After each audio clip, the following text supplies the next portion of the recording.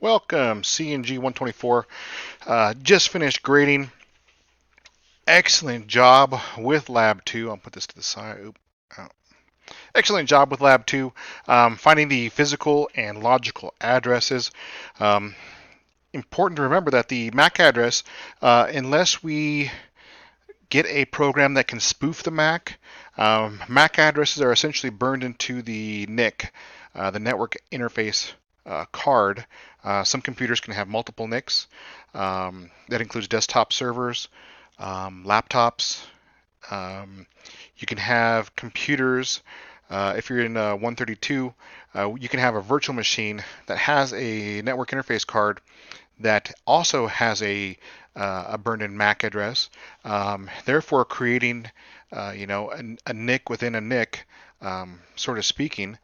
So you have some like virtualization going on there, but realize that that MAC address is going to be associated with that computer anywhere you take it. If you have I used to sell some hosted VoIP phones where the systems themselves would be located in the cloud, and then the phone MAC address. All I would need is that a MAC address, and as soon as that phone was plugged in the internet, it would be found by this. Well, I should say, it would reach out to the server to connect to the VoIP interface. And no matter where you took that phone, say we had that phone in Colorado, in Denver, Colorado, we took the phone to Fort Collins, where I'm at, and plugged it in. The phone would work just as it would in Denver, because it doesn't matter the logical address, because the logical address is going to change on whatever network we plug into, but that MAC address will always be um, what the server is associated to that phone for connection. Even if we took that phone across the world, say Australia, um, it would still work because once the phone has internet access, the logical address can change, but the physical address um, always stays the same. And another important note too, I want to mention, in the lab we had physical address. We talked about the flat address. Realize that when you come across these different meaning of a MAC address, um, have them interchangeable within your mind, so that you see one, you already know that it means flat address, physical address, MAC address, and be ready on the fly, because depending on where you are, they could use one of the different alternative names and throw you for a curveball. Let's see. So this week we're doing class full addresses. I'm glad some people already turned them in. Um, for our class, it says I have 60 submission files. I have to find them. It's not always easy finding the files in D2L. Um, but with the homework, and I haven't got a question about it yet, but I think it'll probably come in this weekend. When we're looking at the lab itself, we're looking for A, B, or C, and we're just going to say if it's valid or not by checking all 4 octets. So if one octet is off, it's instantly wrong. Remember, an octet is a byte made up of 8 bits. If you were to break it down in hex, it'd be 2 nibbles. Um, but if it's not valid, make sure you explain why.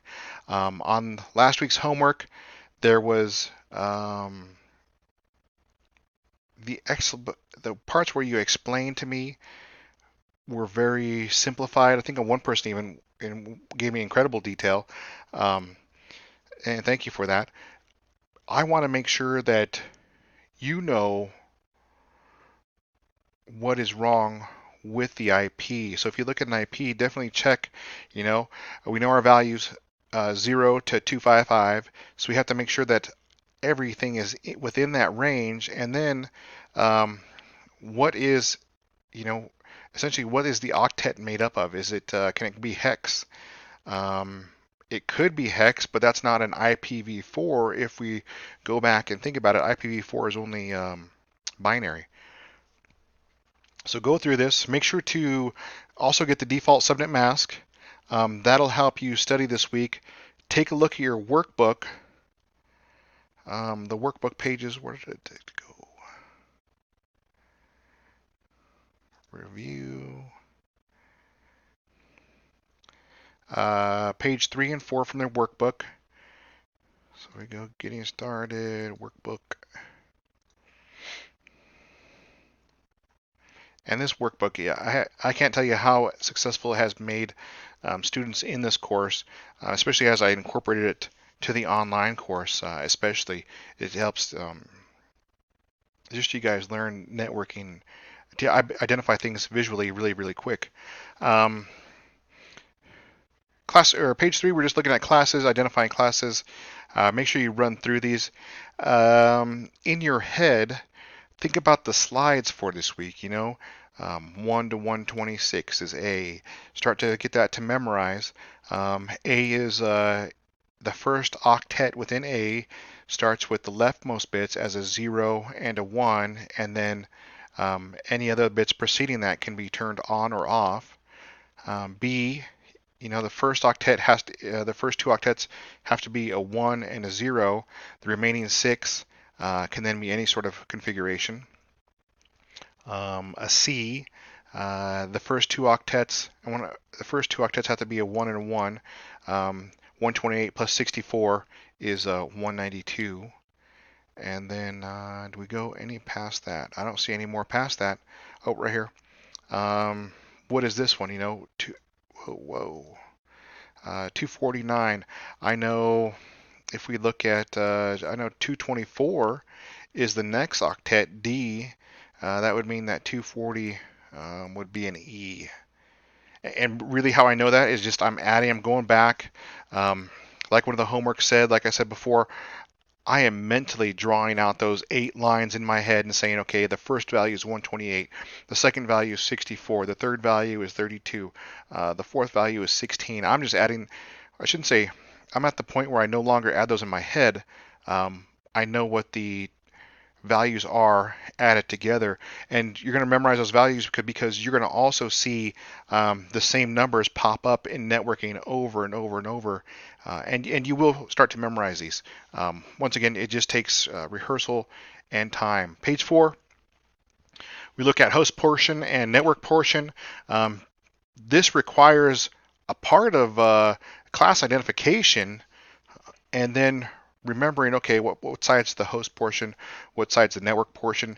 If you want to identify what it is and then even draw off to the side, default subnet gateways or default gateways, that's fine too. For a B, I know it's 255.255.0.0. Looks like we're at an A over here, so it's 255.0.0.0. Looks like we're ending up with a B here. We're not quite at 192, so this is going to be default subnet mask 255.255.0.0. This is going to help you further on. I should say this is going to help you in your homework just by doing this first. And I think I have this one for next week. We're figuring out network addresses. But that's all I have to say for this week. Good job on the homework. Make sure that you get your work done early in the week if you can. If you can't, I highly recommend going to the Larimer campus on the weekends. Sunday, Alex is the networking TA that is in that lab. I believe he's even Cisco certified. But this course is really memorable to him because he was the lab. He took the same course and was the lab TA. Or the TA for the course. Once again, good job, and actually great job because it's the best homework I've seen in an online class. Very, very few mistakes. Make sure to read that feedback and have a good week.